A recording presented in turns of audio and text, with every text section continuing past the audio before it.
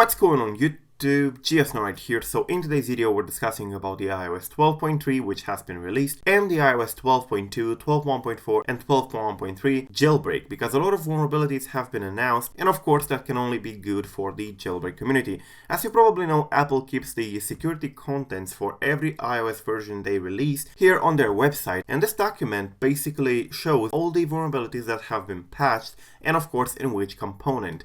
Now, there are many important ones in here, including sandbox escapes, privilege escalations, and some kernel vulnerabilities that were patched in 12.3. That's why it's very important, if you're interested in jailbreaking, do not update to iOS 12.3. If you updated already, you can still downgrade to iOS 12.2. And that's why it's also important to save your SH2 blobs with TSS Saver by 1Conan. Now, there are a lot of vulnerabilities in here, and as I said, there are also 3 kernel vulnerabilities. The kernel vulnerabilities are discovered by Google Project Zero, and as you can see here, they say, quote, impact, a malicious application may be able to execute arbitrary code with system privileges. That is actually pretty powerful, and it can definitely be used in a jailbreak context. However, Ned Williamson, the person who found this, posted, quote, 2 more XNU iOS NetStack bugs fixed in iOS 12.3, write-ups and POC or proof of concept coming next week. No TFP0 from these. So the kernel vulnerabilities that he's going to release are not going to give you TFP0, so they cannot be used straight away for a jailbreak. However,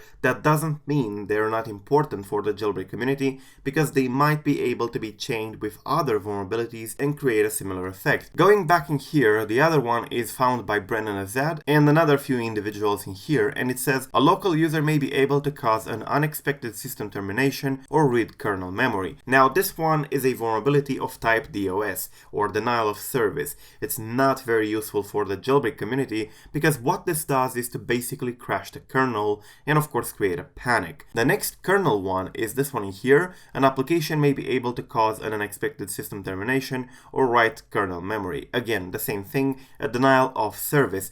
The most important one in the kernel range in here is this one found by Ned, which says that a malicious application may be able to execute arbitrary code with system privileges. That seems pretty powerful in my opinion, and I believe that this is going to be useful for the jailbreak community. While it's not providing TFP0, so no plug and play for the jailbreak community, it can definitely provide an insight into the kernel. Now, as I said, there are also a lot of other vulnerabilities, including WebKit ones, mail message framework, mobile installation. There are many privilege escalations and sandbox escapes and so on. In fact, Danny posted, quote, Apple just released iOS 12.3, which includes patches for 3 vulnerabilities I discovered. I will publish exploits as soon as possible. He followed it up with this, quote, just to clarify, the exploits will open a wider attack surface which can be used to further exploit the device with additional vulnerabilities. They must likely be used for research purposes unless someone is willing to disclose more vulnerabilities. He then followed it up with this, quote, CVE 2019-8637 in particular allows arbitrary command execution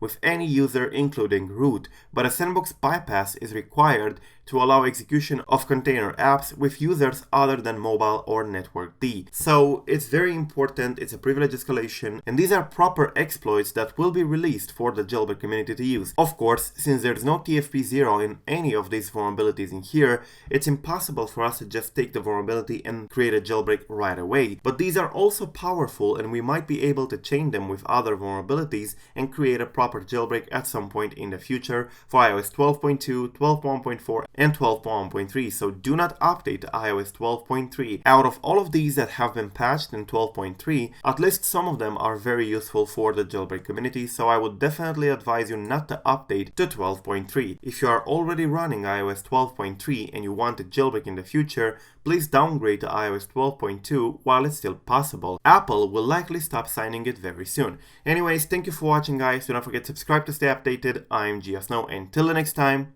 peace out.